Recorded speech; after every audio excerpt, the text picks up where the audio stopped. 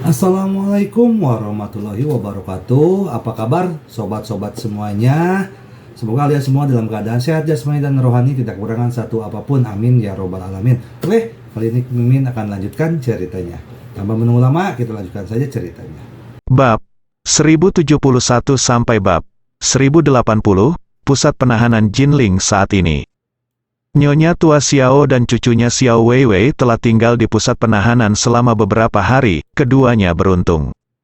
Tapi ayah dan anak Xiao Changqian dan Xiao Hailong tidak begitu mudah berada di pusat penahanan pria. Karena mereka pendatang baru, ayah dan anak itu dibuli dengan berbagai cara saat pertama kali masuk. Mereka tidak hanya harus melakukan banyak pekerjaan, tetapi sedikit jatah yang mereka miliki akan diambil oleh orang lain, dan perut mereka bahkan tidak dapat diisi setiap hari. Terlebih lagi, Xiao Changgan semakin membenci Qian Hongyan di dalam hatinya. Karena dia selalu merasa Qian Hongyan pasti hidup nyaman bersama Xiao Bailian dengan segala kekayaannya. Jika bukan karena Qian Hongyan yang mengambil semua uang itu, bagaimana dia bisa direduksi menjadi seperti sekarang ini? Awalnya, keempat anggota keluarga ini semuanya dijatuhi hukuman 15 hari penahanan, dan sepertinya mereka akan dibebaskan dalam beberapa hari. Namun tidak ada yang mengira setelah makan siang hari ini, pusat penahanan tempat keempatnya berada, melepaskan mereka pada saat yang sama. Setelah wanita tua Xiao mengetahui bahwa dia telah dibebaskan, dia panik dan tetap tinggal di sel tidak mau pergi. Sekarang dia benar-benar tidak ingin keluar dan menghadapi kenyataan yang kejam. Lagi pula, saya tidak punya uang dan villa keluarga saya telah disita. Tidak hanya saya tidak bisa makan lengkap saat keluar, tapi saya bahkan tidak punya tempat tinggal. Lebih baik tinggal dengan nyaman di dalam. Namun, penjaga penjara tidak memberinya kesempatan ini, dan dia masih terjebak di dalam sel. Jadi mereka langsung menyeretnya keluar dari tempat tidur. Zhang Guifen juga tahu bahwa wanita tua itu pasti jatuh ke jalan setelah dia keluar. Jadi dia buru-buru berteriak dari belakang, "Nyonya tua, saya akan mengajari Anda caranya. Setelah keluar, pergi ke halte bus untuk memblokir bus. Jika Anda tidak membiarkan bus pergi, polisi akan menggunakannya sebagai pengganggu. Keamanan publik akan membawa Anda kembali." Wanita tua Xiao menghela nafas lega, dan dengan cepat berkata, "Guifen, terima kasih banyak, kamu menungguku, aku akan kembali lagi." Xiao Weiwei mengikuti di belakang wanita tua itu tanpa mengucapkan sepatah kata pun. Tidak tahu harus berbuat apa. Lagi pula, dia adalah seorang gadis muda, dan dia cukup cantik. Dia benar-benar tidak ingin tinggal di pusat penahanan. Tetapi bagaimana mencari nafkah setelah keluar juga merupakan masalah yang sangat serius. Dia pernah berpikir untuk pergi ke KTV untuk menjadi seorang putri. Jika dia bertemu dengan tamu kaya, dia kadang-kadang dapat membuka kamar dengannya secara pribadi. Lagi pula, dia sudah melihatnya. Setelah Xiao Yiqian dan dirinya sendiri, mereka terkenal di Jinling, sudah buruk. Karena itu, mengapa repot-repot begitu peduli? Jadi, dia memutuskan bahwa jika nenek ingin masuk lagi setelah dia keluar, maka dia akan meninggalkannya sendirian. Penjaga penjara dari pusat penahanan memimpin mereka berdua keluar dari sel, dan kemudian datang ke kantor yang menangani prosedur pembebasan. Begitu dia masuk, dia melihat seorang pria berpakaian mewah berdiri di kantor. Beberapa penjaga penjara mengelilinginya dengan wajah hormat. Pria pertama melihat wanita tua dan cucunya masuk, dan bertanya dengan acuh tak acuh, "Anda adalah keluarga Xiao, bukan, wanita?" Tua Xiao mengangguk dengan tergesa-gesa, jadi dia bertanya, "Tuan, apakah Anda mencari kami?" Pria itu mengangguk dan berkata, "Aku membebaskanmu dengan jaminan, dan putramu serta cucumu juga dibebaskan olehku. Aku akan membawamu menemui mereka berdua." Ketika Xiao Weiwei mendengar ini, dia bertanya dengan penuh semangat, "Tuan, apakah ayah dan saudara laki-laki saya benar-benar dibebaskan? Di mana mereka sekarang?" Pria itu berkata dengan acuh tak acuh, "Orang-orang saya telah membebaskan mereka sudah diatur. Kalian berdua ikuti saja aku." Wanita tua Xiao tidak terlalu memikirkannya. Lagi pula, dia sudah seperti ini, dan tidak ada yang boleh datang ke sini untuk menyakitinya. Belum lagi, dia memang dibebaskan dengan jaminan. Karena itu, saya mungkin juga mengikuti untuk melihat-lihat, mungkin akan ada beberapa peluang baru. Jadi keduanya menjalani formalitas, mengambil pakaian dan barang-barang mereka, berganti pakaian, dan mengikuti pria itu keluar dari pusat penahanan. Di luar gerbang pusat penahanan, 2 Rolls-Royce Phantom sudah lama menunggu di sini. Pria itu menoleh dan berkata kepada kakek nenek dan cucunya, "Kalian berdua, duduklah di dalam mobil di belakang." Melihat 2 Rolls-Royce Phantom, Nyonya Xiao cukup bersemangat. Bukan orang biasa yang mampu membeli Rolls-Royce. Ketika keluarga Xiao berada di puncak kejayaannya, mereka tidak mampu membeli sebuah Rolls-Royce. Sekalipun Anda mampu membeli uang itu, Anda tetap tidak dapat mencapai nilai dan status itu. Jadi wanita tua Xiao berkata, "Terima kasih Tuan, kalau begitu kita berdua akan duduk di mobil belakang." Setelah berbicara, dia membawa cucunya ke mobil belakang. Ketiganya masuk ke dalam mobil satu persatu, dan kedua mobil itu mulai melaju menuju pinggiran kota. Setelah mengemudi selama 20 menit, wanita tua Xiao berkata kepada Xiao Weiwei dengan heran, "Saya pikir jalan ini sepertinya mengarah ke bandara." Xiao Weiwei juga mengangguk dan berkata, "Pergilah beberapa kilometer ke depan dan Anda akan mencapai bandara tol." Xiao Weiwei wanita tua itu tidak bisa menahan cemberut, dan berkata dengan suara rendah, "Saya tidak tahu siapa pria di depan itu. Mungkinkah ayah dan saudara laki-laki Anda juga dikirim ke bandara oleh mereka?" Xiao Weiwei tiba-tiba menjadi gugup, dan berkata, "Nenek, mungkin mereka dikirim oleh Marvin Ye, mungkin mereka ingin kita keluar dari Jinling dan tidak pernah membiarkan kita kembali." "Tidak mungkin." Xiao Lao sang istri menggelengkan kepalanya. "Bagaimana bajingan Ye Chen bisa begitu sopan? Dia tidak akan membebaskan kita dengan jaminan. Sebaliknya, dia akan menemukan cara untuk menahan kita di sana untuk sementara waktu, dan bahkan mencegah kita keluar selama sisa hidup kita." Xiao Weiwei bertanya dengan heran, "Mungkinkah Xiao Yiqian, Direktur Xiao, mungkinkah dia masih memikirkan hubungan lama dan ingin membawa kita ke Yanjing, Nyonya tua?" Xiao melambaikan tangannya dan berkata, "Tidak mungkin. Jika Xiao Yiqian masih bisa bertingkah seperti laki-laki, mungkin masih bisa. Tapi dia sudah menjadi orang yang tidak kompeten, jadi bagaimana dia bisa merindukan cinta lamanya? Jika dia benar-benar merindukan cinta lamanya, dia tidak akan meninggalkanmu sejak awal tempat." Xiao Weiwei tidak bisa menahan perasaan sedikit sedih. Meskipun pada awalnya dia muak dengan pengaturan orang tua dan neneknya untuk melayani Xiao Yiqian, tetapi setelah memikirkannya dengan hati-hati, Xiao Yiqian cukup baik pada dirinya sendiri di masa lalu. Lagi pula, itu hanya terjadi padanya sekali, dan dia mampu menginvestasikan puluhan juta, dan dia juga memberikan uang saku 5 juta untuk dirinya sendiri. Memikirkan hal ini, Xiao Weiwei tidak dapat menahan desahan di dalam hatinya. Jika Xiao Yiqian masih memiliki kemampuan seorang pria, maka saya mengikutinya sekarang, dan saya harus menjadi populer dan seksi. Bagaimana saya bisa menjalani kehidupan yang begitu menyedihkan? Hanya berpikir, 2. Rolls-Royce melaju menuju tol bandara satu demi satu, dan bergegas ke bandara dengan cepat. Wanita tua Xiao dan Xiao Weiwei bahkan lebih terkejut jauh di dalam hati mereka. Mereka benar-benar ingin pergi ke bandara. Apa yang akan mereka lakukan?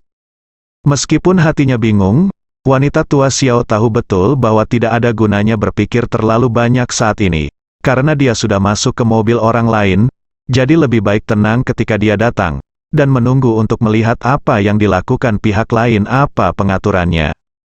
Selain itu, intuisinya mengatakan kepadanya bahwa meskipun pihak lain terlihat misterius, seharusnya tidak merugikan dirinya sendiri.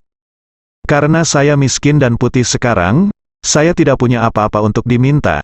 Jika orang lain ingin menyakiti saya tidak akan mengalami banyak masalah. Memikirkan hal ini, Nyonya Xiao juga menghela nafas lega. Jadi dia hanya duduk di dalam mobil dengan tenang, menunggu untuk melihat jenis obat apa yang dijual Gurt pihak lain. Kedua Rolls-Royce itu melaju langsung ke bandara Jinling di hanggar kecil di bandara. Pesawat Gulfstream keluarga Wu sudah diparkir di sini. Ini adalah pesawat yang membawa Qian Hongyan ke Suzhou dan Hangzhou tadi malam. Pagi-pagi sekali, Pesawat lepas landas dari Suzhou dan Hangzhou ke Jinling lagi, berencana menjemput keluarga Xiao terlebih dahulu. Melihat jet pribadi diparkir di depannya, Nyonya Xiao terlalu terkejut untuk berbicara. Jika Rolls-Royce adalah mainan untuk orang kaya, maka jet pribadi adalah sesuatu yang hanya mampu dibeli oleh orang kaya. Pasalnya, harga pesawat Gulfstream seperti ini setidaknya lebih dari 200 sampai 300 juta yuan. Dan jika Anda membeli pesawat seperti itu, Anda tidak hanya perlu menghabiskan 2 hingga 300 juta yuan, Anda juga perlu menyewa awak, termasuk 2 pilot, beberapa mekanik, dan beberapa personel servis. Biaya perawatan pesawat juga sangat tinggi, dan menghabiskan banyak uang untuk parkir di hanggar dan lepas landas serta mendarat di bandara. Ibarat membeli jet pribadi, yakni membeli alat yang menghanguskan uang. Ketika wanita tua itu melihat jet pribadi itu, dia segera menyadari bahwa pasti ada keluarga yang kuat di baliknya. Rolls-Royce berhenti tepat di sebelah pesawat, dan wanita tua Xiao dan cucunya Xiao Weiwei berjalan bersama. Xiao Weiwei juga melihat jet pribadi ini dengan linglung, ketika sosok yang dikenalnya tiba-tiba berlari keluar dari pintu pesawat. Nenek Weiwei, ketika keduanya mendengar suara itu, mereka mendongak, dan Xiao Hailong lah yang keluar dari pesawat. Melihat cucunya, wanita tua Xiao berkata dengan penuh semangat, "Hailong, kenapa kamu di sini? Di mana ayahmu?" Keluar, wanita tua Xiao sangat bersemangat.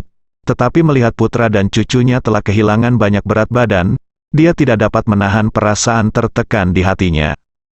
Nyonya Xiao tua di masa lalu tidak peduli dengan hal-hal ini, dia hanya peduli pada dirinya sendiri dan tidak peduli pada hal lain. Namun setelah melewati penjara, dan melihat putra dan cucunya lagi, dia juga merasakan di dalam hatinya bahwa darah lebih kental daripada air. Dan melihat putra sulung saya, ada banyak uban, dan seluruh orang berusia beberapa tahun, dia dulu memiliki kulit kemerahan dan tubuh gemuk, tetapi sekarang kulitnya kusam dan tubuhnya kurus, yang sungguh membuat wanita tua itu merasa tertekan. Sebaliknya, selama hari-hari di penjara ini, Xiao tidak terlalu menderita, dan dia menganiaya Ma Lan selama beberapa hari, jadi dia tidak terlihat kurus atau tua. Pada saat ini, Xiao Hailong dan Xiao Changqian berlari ke wanita tua itu, dan wanita tua itu memeluk putra dan cucunya dan menangis dengan sedihnya. Dia menangis dan bergumam, "Nak, cucuku, kalian berdua telah menderita." Xiao Hailong merasa bersalah seperti anak kecil, menyeka air matanya dan tersedak, "Nenek, kamu tidak tahu ini untuk sementara. Apa jenis kesulitan yang saya dan ayah saya jalani, dan saya telah menderita semua kesulitan yang tidak pernah saya alami dalam hidup saya." Xiao Changqian juga menghela nafas dan berkata, "Hei, semuanya sama saja, jangan membicarakan hal-hal itu jika kamu katakan saja, itu hanya akan menambah masalahmu." Nyonya Xiao mengangguk, dan buru-buru bertanya, "Ngomong-ngomong, Changgan, apa yang terjadi? Siapa yang membebaskan kita dengan jaminan? Aku juga tidak tahu." Xiao Changqian menggelengkan kepalanya dan berkata, "Hailong dan aku juga dibawa keluar tiba-tiba. Lalu mobil mereka mengirim kami ke sini dan meminta kami menunggu di sini. Kami tidak tahu siapa mereka saat ini." Pria yang menjemput Nyonya Xiao dan Xiao Weiwei dari pusat penahanan berjalan cepat ke keluarga beranggotakan 4 orang dan berkata, "Izinkan saya memperkenalkan diri. Nama saya Wu Dongfeng, saya dari keluarga Wu di Suhang." Keluarga Wu, keempat anggota keluarga Xiao tercengang ketika mendengar itu. Bagaimana mungkin mereka tidak tahu tentang keluarga Wu? Keluarga Wu adalah keluarga nomor 1 di selatan Sungai Yangtze, yang jauh lebih kuat dari keluarga Song. Ketika lelaki tua dari keluarga Wu sangat berkuasa, legendanya menyebar ke seluruh Jiangnan. Saat itu, Tuan Xiao berbicara tentang keluarga Tuan Wu setiap hari, dan menganggap keluarga Tuan Wu sebagai idola yang layak untuk ditiru seumur hidupnya. Keluarga Xiao tidak pernah bermimpi bahwa mereka juga bisa menjalin hubungan dengan keluarga Wu, dan kali ini keluarga Wu yang menyelamatkan mereka. Memikirkan hal ini, Nyonya Xiao tersenyum patuh pada Wu Dongfeng, dan bertanya, "Tuan Wu, tolong, mengapa Anda membawa kami keluar dan membawa kami ke sini lagi?" Wu Dongfeng berkata dengan ringan, "Saya datang untuk menjemput Anda atas perintah kakak laki-laki saya. Tetapi saya tidak tahu persis untuk apa saya ingin menjemput Anda. Tetapi waktunya mendesak, jadi jangan banyak bertanya. Naik pesawat dulu. Lalu pergi ke tempat itu. Saudara laki-laki saya secara alami akan menjelaskan kepada Anda." Wanita tua Xiao segera mengangguk ketika mendengar ini, dan berkata, "Yang dikatakan Tuan Wu adalah kita tidak bisa buang waktumu, apalagi waktu saudaramu. Mari kita bicarakan setelah naik pesawat dan melihat saudaramu di Suzhou dan Hangzhou." Wu Dongfeng mengangguk, lalu langsung pergi ke pesawat tanpa mengucapkan sepatah kata pun. Keempat anggota keluarga Xiao buru-buru mengikuti di belakangnya dan naik ke pesawat. Xiao Changqian dan Xiao Hailong baru saja naik pesawat, jadi ketika mereka naik pesawat lagi, mereka tidak terlalu terkejut dengan kemewahan interior pesawat. Namun, Nyonya Xiao dan Xiao Weiwei tercengang. Di mana saja mereka pernah naik jet pribadi. Biasanya, saya tidak tahan keluar bahkan kelas 1 dengan pesawat, apalagi jet pribadi. Oleh karena itu, Nyonya Xiao seperti Nenek Liu yang telah memasuki Grandview Garden. Melihat ke sana kemari, matanya menetes, dan dia tidak tahu harus tinggal di mana. Wu Dongfeng memandang rendah keluarga ini dari lubuk hatinya, dan selalu merasa sedikit tidak nyaman duduk di pesawat yang sama dengan begitu banyak topi tua pedesaan. Jadi dia menyapa pramugari cantik itu, menuangkannya segelas whisky, dan kemudian memintanya untuk membuat masker mata uap. Pramugari dengan rok mini memutar tubuhnya yang montok, menunggu Wu Dongfeng menghabiskan minumannya, dan kemudian menunggunya, membantunya memasang penutup mata, mendekatkan tangannya ke telinga, dan berkata dengan suara menggosok, "Istirahatlah. Pertama, pesawat akan segera berangkat. Ini akan lepas landas, hubungi saya lagi jika Anda butuh sesuatu." Xiao Hailong ingin menonton dari kursi belakang. Pramugari ini juga terlalu cantik, dan dia begitu terburu-buru menuju Wu Dongfeng. Alangkah baiknya jika dia bisa melayani dirinya sendiri seperti ini. Memikirkan hal ini, dia buru-buru berkata kepada pramugari, "Kamu oke? Bisakah aku menyusahkanmu untuk bawakan aku segelas anggur juga?" Setelah melayani Wu Dongfeng, pramugari itu berdiri, menurunkan roknya, dan berkata dengan sedikit jijik, "Maaf, saya pramugari pribadi Tuan Wu, dan saya tidak melayani orang lain." Ketika Xiao Hailong mendengarnya, pihak lain langsung menolaknya dan mengatakan bahwa dia adalah pramugari pribadi Wu Dongfeng. Dia merasa malu di wajahnya dan cemburu di hatinya. Orang kaya memang orang kaya, tidak hanya punya jet pribadi, tapi juga pramugari pribadi. Brengsek ini benar-benar membuat iri dan penuh kebencian. Kapan saya bisa mencapai level seperti itu? Pramugari mengabaikan mereka, memutar pinggangnya dan pergi ke kabin depan. Sementara Wu Dongfeng menutup matanya dan beristirahat, dan tidak repot-repot berbicara dengan keluarga Xiao. Keluarga Xiao juga merasa bosan, namun di dalam hati mereka semua menantikan keadaan mereka setelah tiba di Suzhou dan Hangzhou. Meskipun mereka belum pernah mendengar nama Wu Dongfeng sebelumnya, mereka pernah mendengar nama Wu Donghai. Wu Donghai adalah putra tertua dari lelaki tua keluarga Wu dan pewaris keluarga Wu saat ini. Dapat dikatakan bahwa dia adalah pemimpin keluarga Wu. Saya tidak tahu seberapa tinggi dupa yang saya bakar, tetapi saya disukai oleh pimpinan keluarga Wu. Bukankah itu membuktikan bahwa keluarga Xiao berbalik dan hidup kembali? Meskipun mereka berempat tidak mengatakan apa-apa di sepanjang jalan, mereka masing-masing memiliki pemikiran sendiri. Suzhou dan Hangzhou sangat dekat dengan Jinling, dan dibutuhkan waktu kurang dari 1 jam untuk terbang ke sana dengan pesawat. Tak lama kemudian, pesawat mulai turun dan mendarat di Bandara Suhang.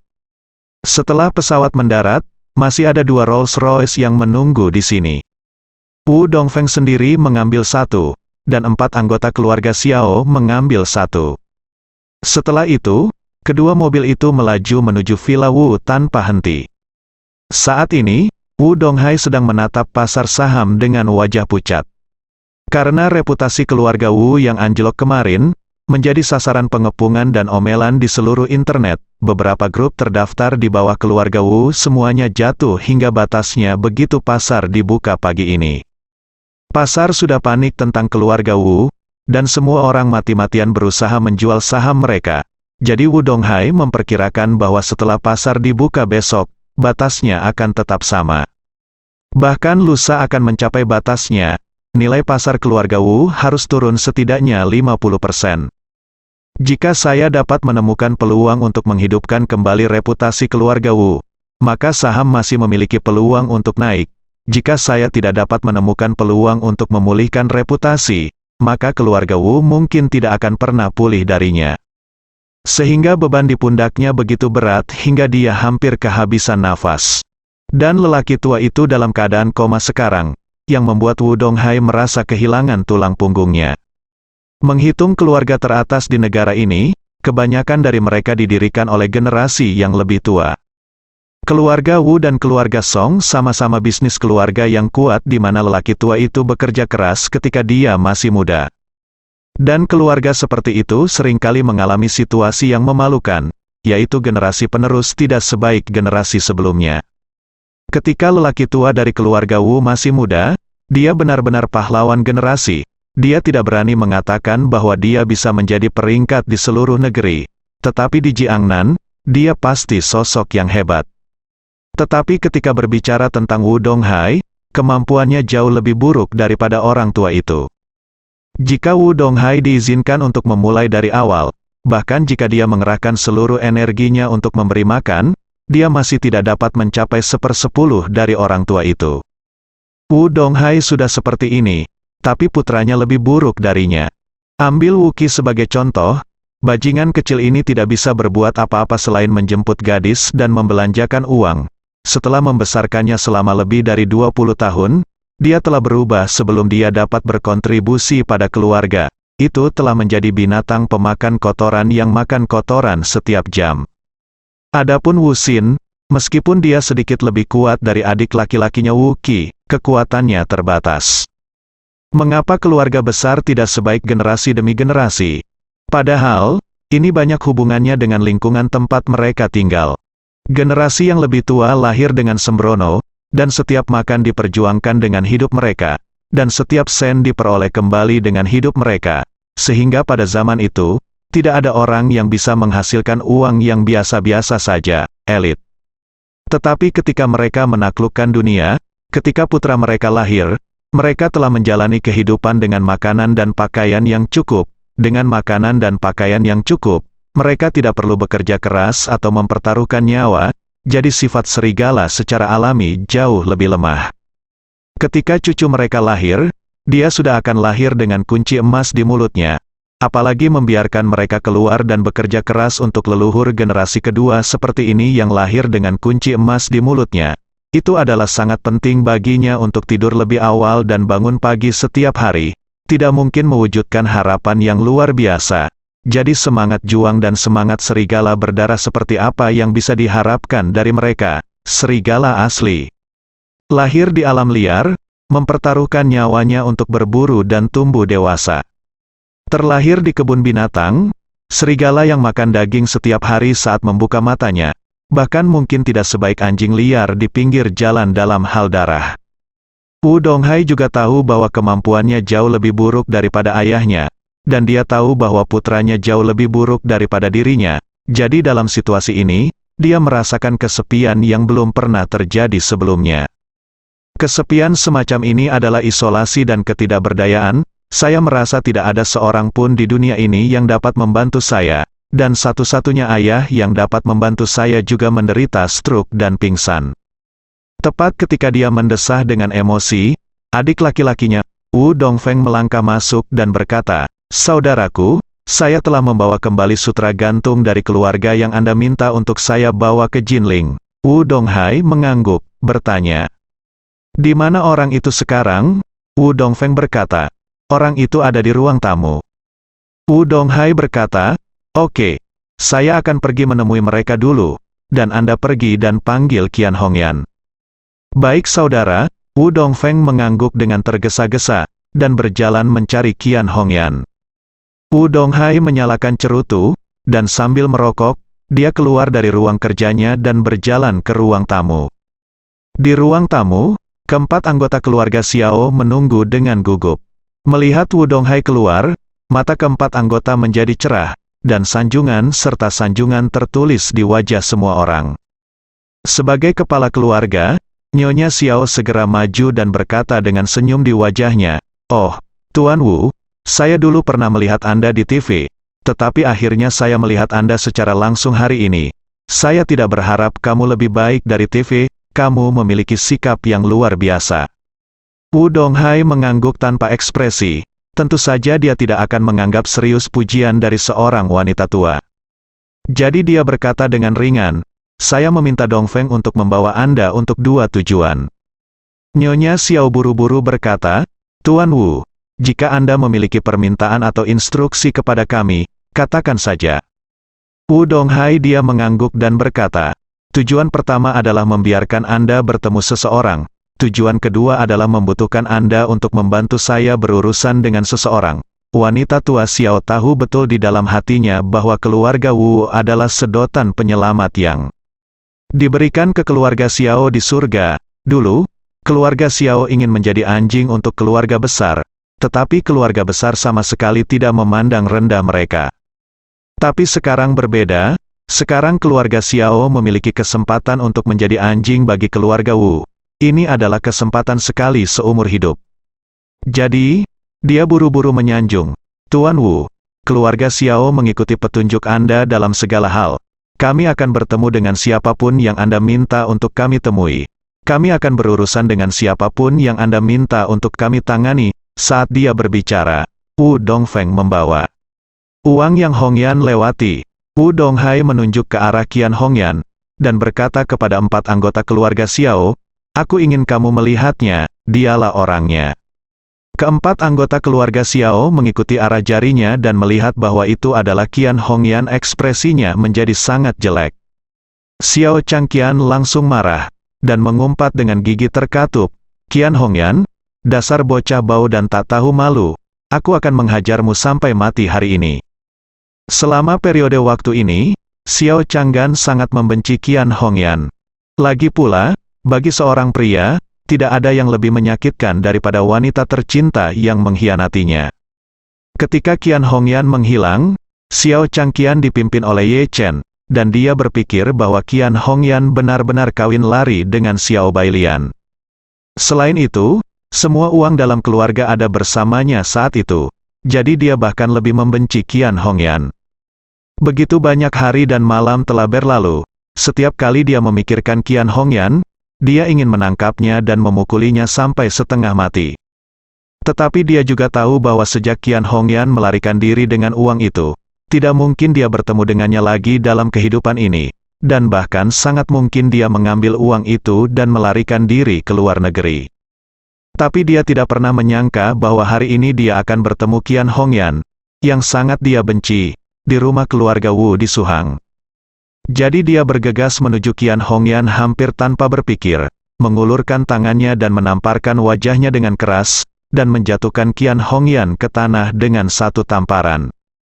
Setelah tamparan ditampar, Xiao Changqian menunjuk ke arahnya dan berkata dengan marah, "Oke, kamu jalang, kamu berani kembali, kemana kamu mengambil uangku? Apakah kamu tahu itu karena kami sungguh hidup yang menyedihkan untuk keluarga sekarang." Qian Hongyan tercengang, dia tidak pernah menyangka bahwa suaminya, Xiao Changqian, yang dia pikirkan siang dan malam, akan menamparnya dengan keras begitu mereka bertemu. Kakinya masih sedikit pincang, jadi dia hanya bisa berjuang, berusaha keluar dari mulutnya dan berkata, "Xiao Changqian, untuk apa kamu memukulku? Untuk apa kamu memukulmu? Kamu. Aku ingin membunuhmu, beraninya kau mengambil uangku untuk menghidupi anak laki-laki, dan tidak memberiku 1 sen pun. Kau sangat kejam." Qian Hongyan berteriak, dan berseru, "Xiao Changgan, apa yang kau kentut? Sejak kapan apakah nyonya tua saya merawat anak laki-laki kecil ini? Nyonya tua saya ditipu oleh Marvin Ye." "Apa?" Xiao Changqian mengerutkan kening, "apa hubungannya masalah ini dengan Ye Chen?" Qian Hongyan menangis saat memikirkan penyiksaan yang telah dideritanya selama beberapa hari. "Apakah kamu lupa bahwa kami akan Ye Chen? Apakah ini tentang jebakan Malan?" Xiao Changqian mengangguk, "Tentu saja aku tidak akan lupa." Qian Hongyan menangis dan berkata, "Awalnya, Helian dan aku sudah melakukan hal yang hampir sama. Tapi bajingan itu Ye Chen tiba-tiba dia bergegas. Dan kemudian dia memimpin seseorang untuk memukuli kami. Dan memaksa saya untuk menyumbangkan semua uang di kartu bank.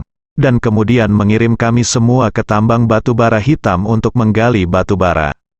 Di titik ini, Qian Hongyan menangis. Dia menyeka air matanya dan terus terisak-isak. Tahukah Anda betapa sengsaranya saya selama ini? Saya bekerja keras setiap hari di tambang batu bara hitam yang gelap, dan saya hanya bisa beristirahat selama 4 atau 5 jam sehari. Bekerja di bawah tungku batu bara hitam, Anda tidak bisa makan cukup, tidak memakai pakaian hangat, dan sering dipukuli. Ini siksaan seperti neraka. Anda tidak punya hati. Tidak hanya tidak akan menemukan saya atau menyelamatkan saya, tapi sekarang aku baik-baik saja. Yi diselamatkan oleh anggota keluarga Wu. Tetapi kamu masih memukuliku dan menjebakku sebagai bayi laki-laki. Begitukah caramu memperlakukanku? Mendengar ini, Xiao Changgan merasa pusing untuk beberapa saat. Dia tidak pernah bermimpi bahwa alih-alih membawa uang untuk menjalani kehidupan yang baik dengan bocah laki-laki itu, istrinya sangat menderita. Untuk sesaat, dia tidak hanya penuh cinta dan rasa bersalah untuk istrinya, tetapi juga membenci Ye Chen sampai mati. Ternyata pelaku yang merampas semua tabungannya dan menyuruh istrinya bekerja di tambang batu bara kecil ternyata adalah Ye Chen. Momen kebencian baru dan kebencian lama ini membuatnya sangat marah. Xiao Hailong dan Xiao Weiwei di samping mereka juga mengertakkan gigi dengan kebencian. Di ujung depan, mereka berdua membenci ayah yang sama Xiao Changqian, ibu egois yang melarikan diri dengan uang, dan mereka banyak memarahinya di dalam hati setelah melalui kehidupan yang sulit selama periode ini. Tetapi saya tidak tahu sampai hari ini bahwa kehidupan ibu saya bahkan lebih sulit daripada kehidupan mereka, dan itu jauh lebih sulit. Mereka berempat paling banyak disiksa di pusat penahanan, sementara Qian Hongyan disiksa di tambang batu bara hitam. Wanita tua Xiao di sampingnya memiliki ekspresi jelek di wajahnya. Dia tidak bersimpati dengan pengalaman Qian Hongyan, tetapi bersimpati dengan uang yang hilang dari Ye Chen. Mendengar pemikiran ini, wanita tua itu berjalan ke arah Xiao Changqian dengan marah, dan memanfaatkan ketidaksiapannya, langsung menamparkan wajahnya dengan keras. Dengan sebuah tamparan, Xiao Changqian tertegun. Dia memandang ibunya, berseru dan bertanya, "Bu, untuk apa kamu memukuliku?" Wanita tua Xiao memarahi dengan marah, "Aku memukulmu, bajingan yang tidak setia dan tidak berbakti." Aku berkata, berikan aku uang, jika Anda bersikeras berpikiran sempit dengan saya, Anda hanya memegang sedikit uang dan tidak melepaskannya. Hasilnya, keluarga Xiao sudah berakhir, dan uang Anda hilang, bukan?" Ketika Xiao Changqian mendengar ini, dia langsung menundukkan kepalanya karena malu. Jika dia tahu bahwa uang itu akan hilang oleh Ye Chen, dia mungkin juga memberikan uang itu kepada ibunya, setidaknya dia bisa menyelesaikan kesulitan grup Xiao. Tetapi pada saat itu, saya tidak ingin tenggelam dengan grup Xiao, jadi saya bermain dengan pikiran kecil saya. Namun dia tidak menyangka akan merugikan diri sendiri, memukuli istrinya sendiri, dan membuat istrinya sengsara. Memikirkan hal ini, dia merasa bersalah terhadap istrinya, ibunya, bahkan kedua anaknya. Memikirkan istrinya yang sangat menderita, saya merasa lebih tidak nyaman, memeluk Qian Hongyan dan menangis dengan sedihnya. Wu Donghai berjalan ke beberapa orang saat ini, dan berkata dengan suara dingin, "Sepertinya kamu dan Ye Chen memiliki perseteruan yang mematikan. Jika aku memberimu kesempatan untuk membalas dendam, maukah kamu menerimanya, Xiao?" Changgan mendengar ini, segera berseru, "Ya, saya bersedia, saya akan merobek bajingan Ye Chen itu hidup-hidup." Nyonya Xiao adalah hantu, dia sudah menebak Wu Donghai, dan dia membawa keluarganya ke sini untuk membiarkan keluarganya sendiri berurusan dengan Ye Chen, sehingga dapat dilihat bahwa dia dan Ye Chen juga harus bersumpah. Jadi, wanita tua itu mengangguk lagi dan lagi, "Tuan Wu, selama Anda memberi kami kesempatan, kami pasti akan berusaha sekuat tenaga untuk berurusan dengan Ye Chen." Xiao Hailong berkata dengan marah, "Jika ada yang memberi saya senjata, aku akan pergi malam ini bunuh bajingan itu." Wu Donghai sangat puas dengan sikap keluarga ini, yang dia inginkan adalah hati untuk membunuh Ye Chen. Jadi dia tersenyum sedikit dan berkata, "Sejujurnya, Ye Chen dan aku juga memiliki kebencian yang mendalam. Aku berharap aku bisa membunuhnya dengan tanganku sendiri. Musuh-musuh adalah teman, itu sebabnya aku memanggil keluargamu ke sini. Jika Anda ingin membalas dendam, maka Anda sebaiknya bekerja sama dengan saya."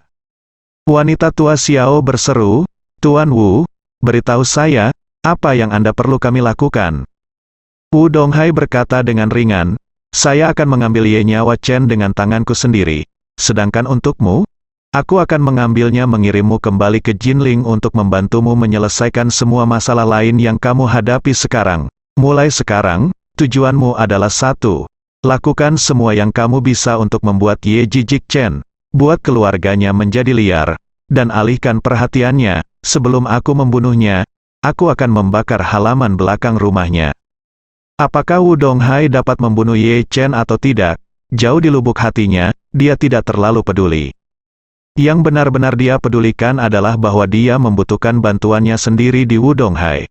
Jadi itu sama saja dengan mengikat keluarga Xiao ke perahu besar keluarga Wu. Keluarga Xiao hampir punah, tetapi sekarang mereka bisa menjadi mitra keluarga Wu. Mereka memiliki kesempatan untuk dihidupkan kembali.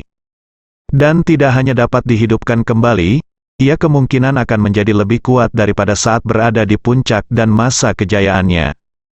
Jadi wanita tua itu berkata kepada Wu Donghai, "Tuan Wu, cucu perempuan saya adalah istri Ye Chen, Xiao Churan, dan sekarang dia juga membuka perusahaan dekorasi. Bisnisnya bertentangan dengan grup Xiao kami. Jika kami dapat membantu grup Xiao kembali untuk hidup, kita bisa saling memukul dalam bisnis." Wu Donghai mengangguk, dan berkata dengan ringan, "Jangan khawatir, saya akan menginvestasikan 80 juta yuan di grup Xiao Anda untuk membantu Anda melunasi semua hutang Anda. Jika Anda melakukannya dengan baik, saya akan terus mengejar investasi." Nyonya tua Xiao hampir gembira ketika mendengar ini. Ini benar-benar tidak dapat ditemukan, dan tidak perlu usaha untuk mendapatkannya. Dengan kata lain, ada desa lain yang pohon willow-nya gelap dan bunganya cerah. Selama periode waktu ini, saya selalu merasa bahwa grup Xiao tidak mungkin kembali dari kematian. Tetapi saya tidak pernah berpikir bahwa kata-kata Wu Donghai akan memberi saya vitalitas yang kuat. Satu-satunya masalah dengan grup Xiao adalah tidak punya uang dan berutang puluhan juta utang luar negeri, dan masih tidak tahu bagaimana menghadapinya. Bank telah menekannya untuk mendapatkan kembali pinjamannya. Tetapi selama uang itu dilunasi, tidak akan terjadi apa-apa. Grup Xiao awalnya berhutang 80 juta, tetapi Xiao Yiqian telah menginvestasikan 10 juta di awal, dan bank mengambil vilanya dan begitu banyak barang antik. Pada saat itu, dia hanya perlu membayar kembali sisa puluhan juta, dan villa dan barang antik, bank akan mengembalikannya, dan akan tersisa puluhan juta di rekening perusahaan saat itu. Jadi ikan asin akan berbalik dalam sekejap. Xiao Hailong dan Xiao Weiwei sudah sangat bersemangat ketika mendengar ini. Mereka menatap wanita tua itu dan bertanya dengan penuh semangat, "Nenek, kali ini bisakah kita kembali ke villa Xiao kita? Apakah kita tidak akan pernah menggunakannya lagi?" Xiao Weiwei juga meneteskan air mata dengan gembira. "Apakah saya perlu menggunakan madu tanah dabo lagi?" Wanita tua Xiao hanya ingin mengangguk, tetapi tiba-tiba memikirkan ide bagus di dalam hatinya. Jadi, wanita tua itu berkata kepada Wu Donghai, "Tuan Wu, keluarga Ye Chen dan keluarga kami seperti api dan air, dan mereka tidak cocok. Mereka ingin mengirim kami ke tambang batu bara kecil dan ke pusat penahanan, keluar dari pandangan, keluar dari pikiran. Tetapi jika kita kembali kali ini, kita akan berada di bawah hidung mereka setiap hari, yang pasti akan membuat mereka sangat sengsara. Apakah Anda tidak ingin halaman belakang mereka terbakar? Anda hanya perlu menempatkan kami di belakang mereka, dan halaman belakang mereka akan ada di sana sepanjang hari semuanya api." Wu Donghai segera menjadi tertarik ketika mendengar ini, dan mengangkat alisnya dan bertanya, "Nyonya tua, apa maksudmu? Jelaskan dengan jelas, dan Anda tidak harus pergi berkeliling dengan saya." Nyonya tua Xiao berkata dengan tergesa. "Gesa, Tuan Wu, keluarga Ye Chen semuanya tinggal di villa kelas 1 Tang Chen di Jinling.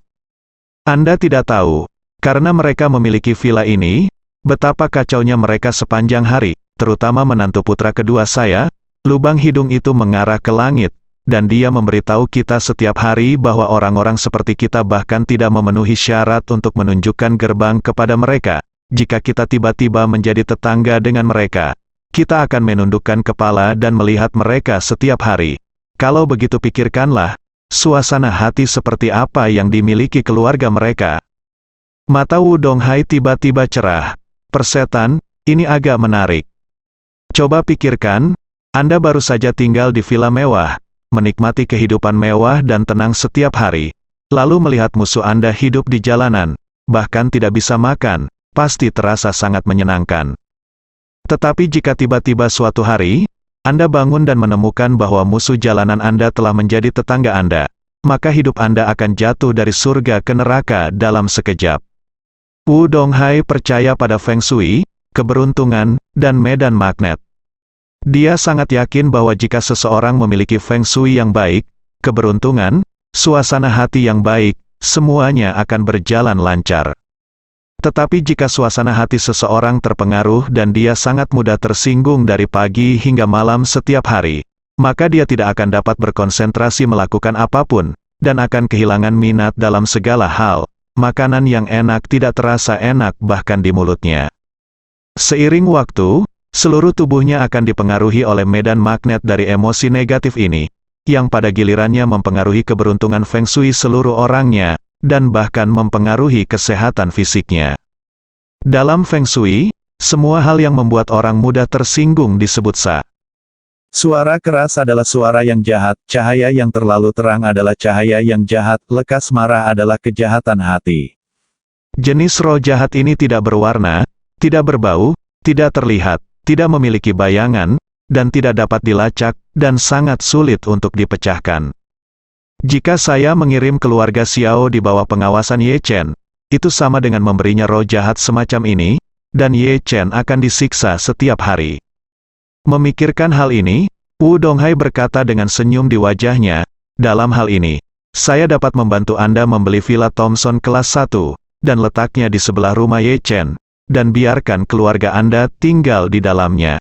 Ketika sang istri mendengar ini, dia gemetar karena kegirangan.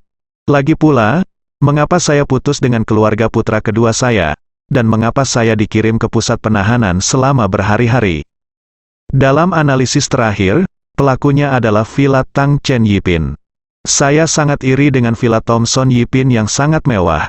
Saya ingin tinggal di dalamnya bahkan dalam mimpi saya, untuk mengalami kemewahan yang tak tertandingi dan menikmati kehidupan mewah seorang master.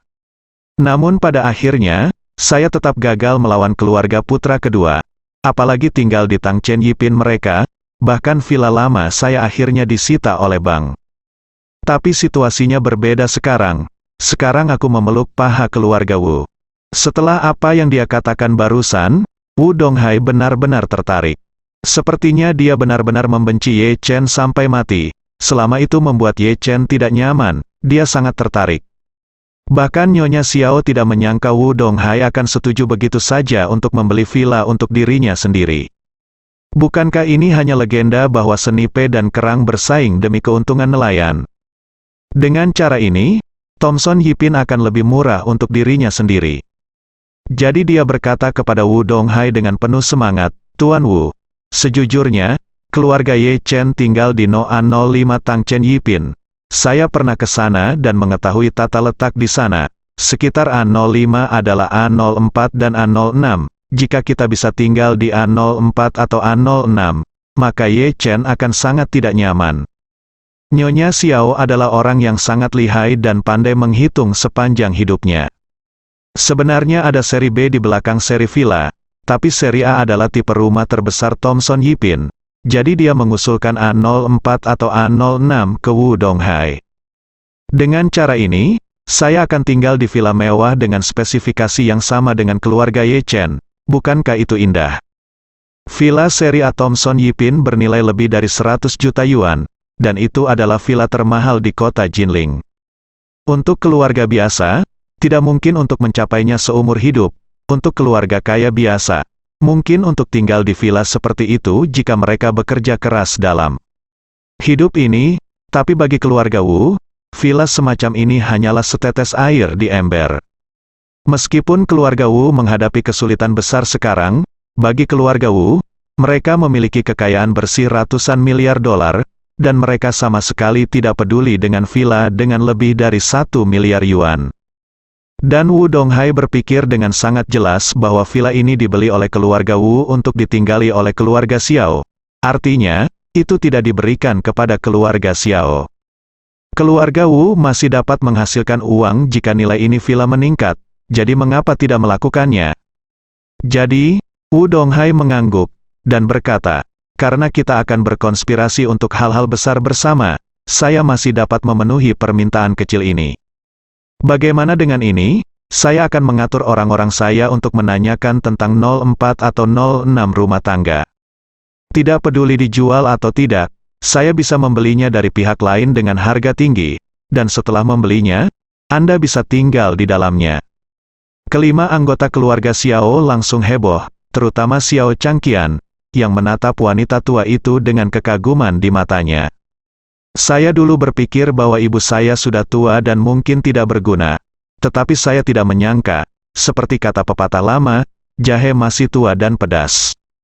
Jika itu saya, baru saja saya mendengar bahwa keluarga Wu ingin berinvestasi di keluarga Xiao dan membantu grup Xiao keluarga Xiao untuk bangkit kembali. Saya pasti sudah membungkuk dan berterima kasih dengan penuh semangat. Tapi ibuku berbeda. Wanita tua itu dengan tenang menganalisis psikologi Wu Donghai, dan memenangkan villa untuk keluarga Xiao begitu dia membuka mulutnya, meskipun hanya hidup, tidak yakin berapa lama akan bertahan, tetapi bukankah itu sia-sia? Namun, Nyonya Xiao juga tahu betul bahwa karena dia berada di kapal besar keluarga Wu, dia harus mencari cara untuk mencari keuntungan lebih bagi dirinya sendiri. Anda tidak dapat memberikan villa untuk sementara waktu, tetapi Anda setidaknya harus memberi diri Anda komitmen tertentu dalam hal jumlah tahun tinggal. Jadi, dia memandang Wu Donghai dan berkata sambil tersenyum, Tuan Wu, Anda sangat murah hati, tapi saya masih memiliki sesuatu untuk ditanyakan kepada Anda, wanita tua.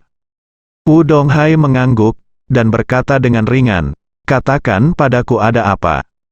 Nyonya Xiao berkata, Tuan Wu, Anda tahu, saya sudah cukup tua, dan saya rasa saya tidak dapat hidup selama beberapa tahun.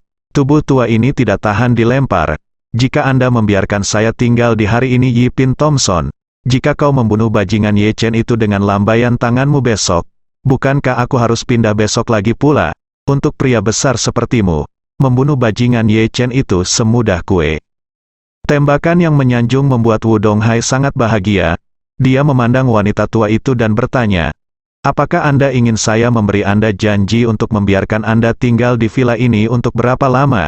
Jempol ke atas, berkata dengan sanjungan, benar saja, tidak ada yang bisa lepas dari mata tajam Tuan Wu. Wanita tua, saya bukanlah seseorang yang mendambakan kemuliaan dan kekayaan, tetapi saya tidak tahan dan ingin hidup damai. Jadi bisakah Anda menandatangani perjanjian dengan kami bahwa Villa Thompson Yipin akan dibangun tinggal untuk kami setidaknya selama 10 tahun, dan setelah 10 tahun, tidak peduli apakah wanita tua itu masih hidup atau tidak, keluarga Xiao akan pindah sesuai kesepakatan. Di mata Ni Xiao, 10 tahun sudah merupakan lama. Lagi pula, hak milik sebuah rumah hanya 70 tahun secara total, dan 10 tahun setara dengan mengkonsumsi 1/7 dari properti. Satu set villa setidaknya bernilai lebih dari 100 juta, dan 1/7 hampir 20 juta. Apalagi saya sudah berumur 80 tahun ini, jadi saya mungkin tidak bisa hidup 10 tahun lagi. Bersambung.